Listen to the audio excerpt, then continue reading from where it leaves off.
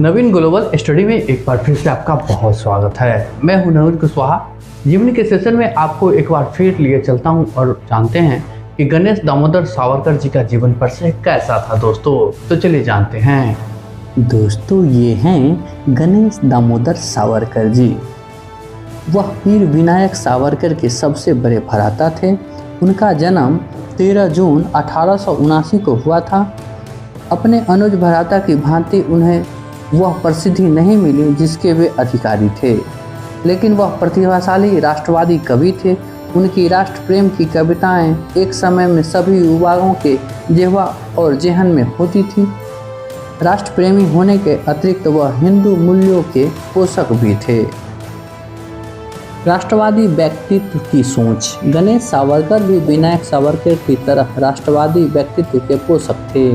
सावरकर जब बैरिस्टर बनने के उद्देश्य से इंग्लैंड चले गए तब उनकी मित्र मिला व अभिनव भारत संस्थाओं को चलाने की जिम्मेदारी गणेश सावरकर ने ही ग्रहण की थी। उधर Vinayak Savarkar London India house में रहते हुए जो भी कार्य करते थे उसे करते हुए ध्यान रखते थे कि इंग्लैंड के कानूनों के अनुसार उनका प्रयास कानून विरोधी साबित न हो और देश सेवा का कार्य भी पूर्ण हो जाए।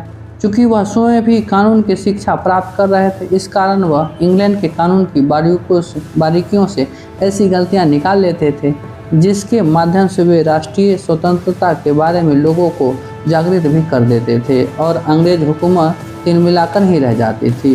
लाख चाहकर भी वीर सावरकर पर अंग्रेजी हुकूमत हाथ नहीं डाल सकी थी। राष्ट्रीय कविता लिखने पर सजा। क्रोध तो विनायक पर था और उसका निकला गणेश पर गया था।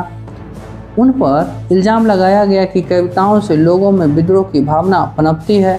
कोई अवैध शस्त्र बम आदि नहीं, कोई संयंत्र नहीं। राष्ट्रवादी कविता लिखने के जुर्म में ही उन्हें गिरफ्तार कर लिया गया। न्यायालय में सुनवाई का नाटक रचने के बाद उन्हें ताउम्र काला पानी की सज़ा दी गई। अव्वल तो वह जुर्म नहीं था और यदि था भी तो उनके लिए इतनी कठोर सज़ा का प्रावधान ही नहीं था। यह सज़ा नासिक के जिलाधीश जैक्सन के द्वारा दी गई थी। इस वाहियात सज़ा की खबर सुनकर संपूर्ण देश में रोष की खबर फैल गई, किंतु सत्ता के मन में बोराई सरकार ने रोष को न समझने की भूल की। नतीजा यह हुआ कि क्रांतिकारियों ने जैक्सन को गोली मार दी। गणेश सावरकर को अंडमान भेज दिया गया और वहाँ की कुख्यात कोठरी जेल में रखा गया।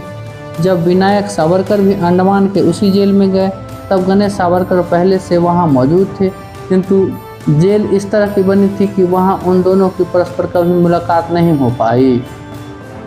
गणेश सावरकर को जेल में घोर यातनाएं दी गई। यह जेल हत्यारे व डकैतों के लिए उनके घोर अपराधों की सजा देने के लिए बनाई गई थी। यातना देने के साधन बेहद चतुराई से संजोए गए थे, लेकिन इस जेल में देशभक्त क्रांतिकारियों को ही सर्वाधिक यातनाएं प्रदान की जाती थी। यातनाएं जो सही अन्य क्रांतिकारियों की भांति भी उन्हें यातनाएं दी गई। किसी पशु की भांति जोता गया। न श्रम करने का अभ्यास था, न कष्ट सहने का गुण था। वह गंभीर रूप से बीमार पड़ गए। जब यह प्रतीत हुआ कि वह नहीं बचेंगे तब जाकर सरकार ने सन 1922 में उन्हें जेल से रिहा कर दिया। उनके सबसे छोटे भाई नारायण सावरकर योग्य डॉक्टर थे। उनकी चिकित्सा और शुश्रूषा से वह धीरे धीरे स्वास्थ्य लाभ प्राप्त करने लगे। वह ऋषियों और संतों सरीखी जिंदगी व्यतीत करते थे। एक दफ़ा क्रांतिकारी यशपाल उनसे मिलने गए। हिंदुत्व से प्रभावशील उनके विचार कम्युनिस्ट यशपाल को घोर सांप्रदायिक लगे। बीमारी ने उनके जिस्म को खोखला कर दिया था, इस कारण वह बहुत सक्रिय नहीं रह पाए। सन 1946 में 16 मार्च को उनका देहांत हो गया। वह आज़ादी के पलों का सुख प्राप्त नहीं कर सके। उनका संपूर्ण परिवार ही बलिदानियों का रहा है दोस्तों।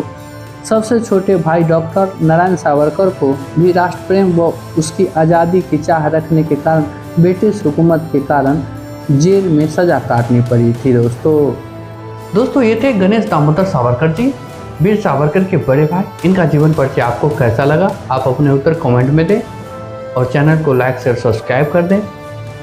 आप अपना बहुत ख्याल रखें। मिलते हैं नेक्स्ट जीवनी के सेशन में, तब तक के लिए धन्यवाद।